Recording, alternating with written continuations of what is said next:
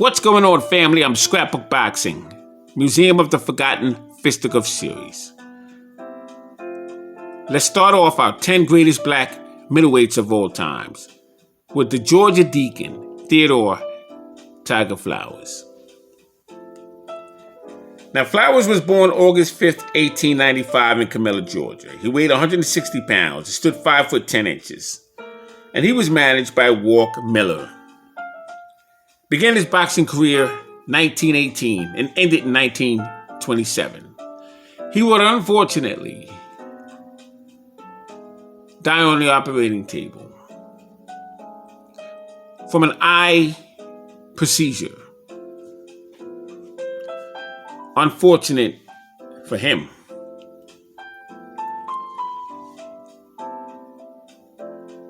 In today's setting, it would be a simple eye procedure. And what's also amazing about how this happened to him was that Harry Greb would have a similar procedure and he would die due to complications as well in Atlantic City, New Jersey. But while fighting, Theodore Tiger Flowers met them all. He was in there with William Gorilla Jones and Kid Brown, Whitey Black, Kid Williams, Mexican Kid, and Bat Mims, battling Geehee.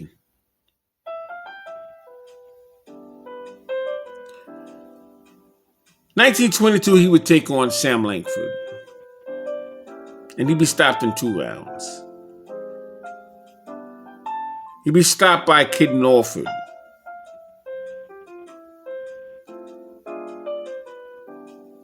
He would have a draw with battling Norford that would last 8 rounds.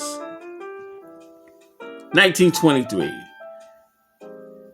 He would take on Jamaica Kid in Toledo, Ohio, April 20th, 1923. It would go 12 rounds in a no-decision contest. May 25th, 1923. He would take on Panama Joe Gans in Toledo, Ohio, 12-round no-decision contest. Tut Jackson, July 3rd of 1923. He fought him in Atlanta, Georgia, and would defeat him in 12 rounds. The same year in 1923, he would face Jamaica Kid once again. September 3rd of 1923, and he would defeat him in 12 rounds.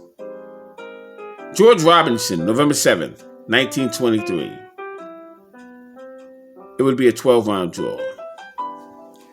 Rufus Cameron, another black fighter, fought him out of Albany, December 6th, 1923, and he would stop him in 4 rounds.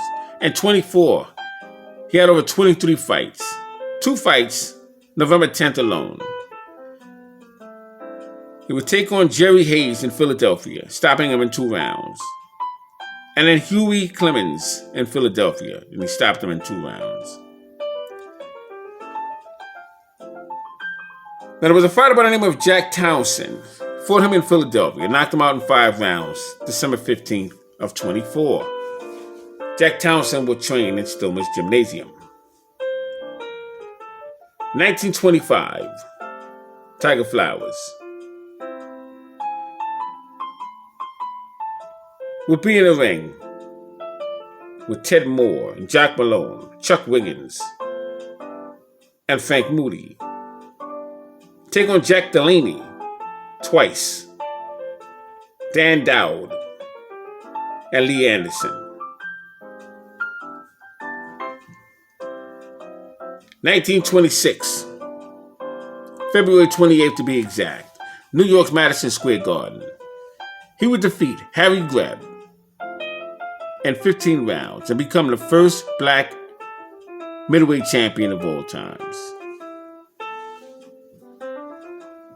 And that was a milestone. Many have tried to get an opportunity and was denied. But Harry Greb was so graciously of acceptance, he would fight Tiger Flowers 3 times. April 16, 1926, Tiger Flowers would take on Panama Joe Gans, and he would defeat him in 10 rounds. Panama Joe Gans would be the colored middleweight champion. He would lose his title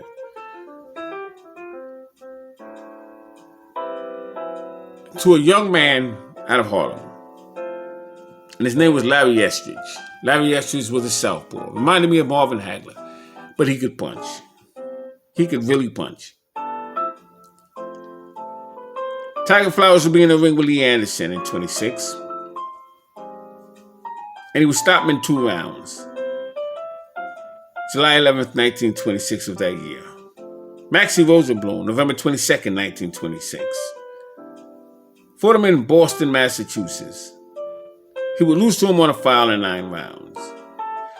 And then that same year, December 3rd, 1926, he would take on Mickey Walker, the toy bulldog. Fought him in Chicago and lost the middleweight championship title in 10 rounds.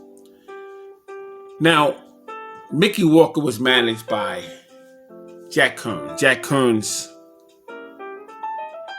and Al Capone did business.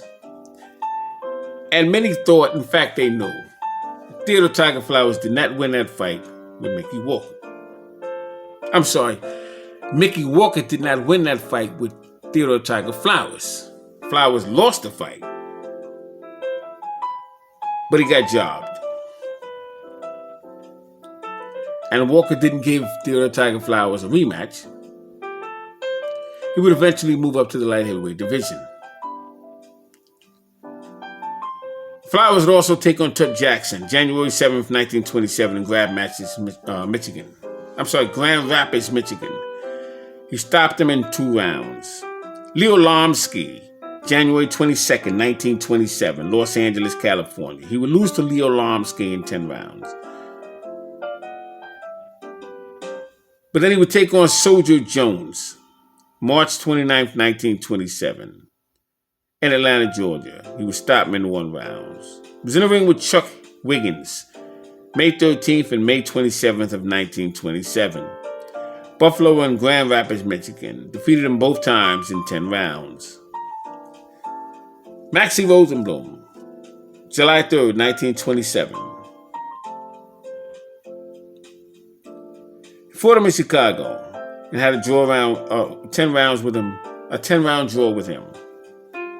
Pete Latzo defeated him in 10 rounds, September 30th, 1927. September 1st, he would be in the ring with Joe Anderson, New York, defeat him in 10 rounds. August 16th of that year, 1927, he would take on Jock Malone, Seattle, Washington, and defeat him in 6 rounds. Theodore Tiger Flowers was an outstanding fighter. He would take on Lee Anderson for the first colored light heavyweight championship bout ever presented, and he would come up short. Now, Kid Norfolk would take on Lee Anderson and eventually defeat him, and he would then become the colored light heavyweight champion. But Theodore Flowers was the first fighter, along with Lee Anderson, to challenge for that title. So I want to shout out Theodore Tiger Flowers. He's on this list. 10 greatest black middleweights of all times. I'm Scrapbook Boxing. Museum of the Forgotten Fisticuff series. All great fights and all great fighters will never be forgotten on my channel. Thanks for listening, and see you in the next video. 10 greatest black middleweights of all times.